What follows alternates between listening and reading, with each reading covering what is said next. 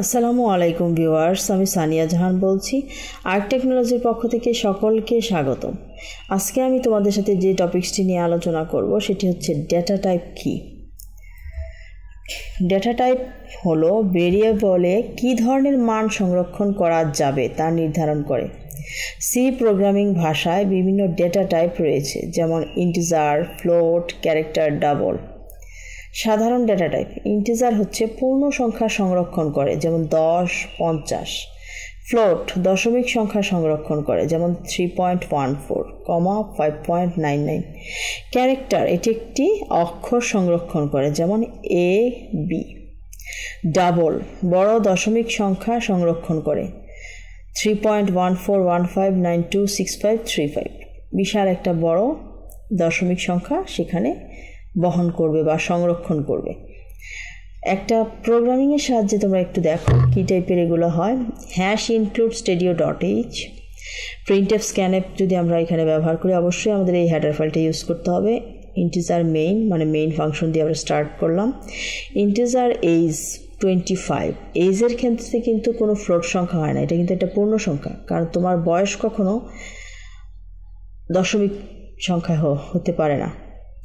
Float প্রাইসের ক্ষেত্রে দেখা যায় বিভিন্ন দাম, যেমন 10 টাকা 50 পয়সা, 11 টাকা, 11.5 টাকা, 150 টাকা, 150 টাকা 10 পয়সা, এরকম টাইপের হতে পারে। সেক্ষেত্রে আমরা দশমিক সংখ্যা ব্যবহার করব। Character grade, A grade, B grade, আমরা যে রেজাল্টগুলো পাই সেখানে কিন্তু A গ্রেড, B গ্রেড এগুলো ব্যবহার করা হয়। এগুলো ব্যবহারের ক্ষেত্রে আমাদের ক্যারেক্টার এই ফাংশনটা ইউজ করতে হবে। প্রিন্টএফের ক্ষেত্রে দেখো আমাদের এখানে প্রিন্ট করছে এজ, মানে বয়সটা নির্ধারণ করা হচ্ছে, এবং এটা একটা পূর্ণ সংখ্যা, সেজন্য %d আমরা ইউজ করলাম। প্রিন্ট এফ এখানে ফ্লোট প্রাইস, দামটা যেহেতু আমরা দশমিকভাবে দেখাতে চেষ্টা করছি তাই সেখানে আমাদের %2f এটা দেখাচ্ছে।